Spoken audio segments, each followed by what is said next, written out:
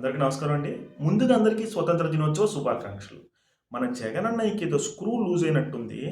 ఏదో మాట్లాడుతున్నాడు.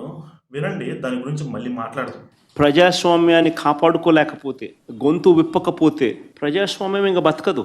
అధికారంలో ఉన్న పార్టీ ఈ మాదిరిగా ఎన్నికలు నిర్వహిస్తే ఎన్నికలు అన్నది ఇంకా హాస్యాస్పదమే అవుతాయి.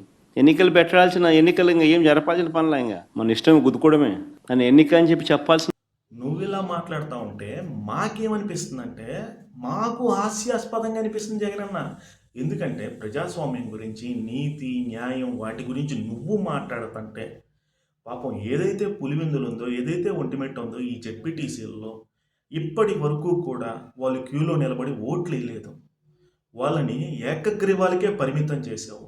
నువ్వు మెచ్చినోడే రాజు అన్నట్టుగా ఒక నియంతలాగా పరిపాలించావు. కానీ వాటినన్నింటినీ పక్కన పెడుతూ కూటమి ప్రభుత్వం వచ్చాక 11 మంది నామినేషన్లు అయితే వేశారు. 11 మంది అభ్యర్థులు అయితే పోటీలో ఉన్నారు. గెలుపు ఎవరినైనా వరించవచ్చు అన్నట్టుగా ఎవరైతే బీటెక్ రవి గారు వైఫ్ ఉందో ఆవిడ్ని, ఒంటిమిట్టలో కూడా తెలుగుదేశం పార్టీ అభ్యర్థిని గెలుపు అయితే వరించింది. అది కూడా ఏంటంటే డిపాజిట్లు కూడా గల్లంతైంది. నువ్వు ఆ రోజు ఏదైతే రపా రపా రపా అన్నావో, ఈరోజు పులివెందుల జెడ్పీటీసీ స్థానంలో తెలుగుదేశం పార్టీ జెండా రెపా రెపా రెపా లాడింది. ఇది వాస్తవం. ఇంకో విషయానికి వెళ్తే ఏం జరిగింది? స్వతంత్రం ఆగస్టు 15వ తేదీ.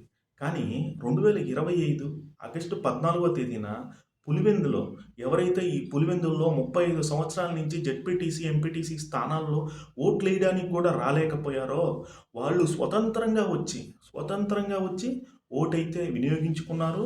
వైఎస్ఆర్సీపీ పార్టీని నిన్ను తొంగలో తొక్కారు.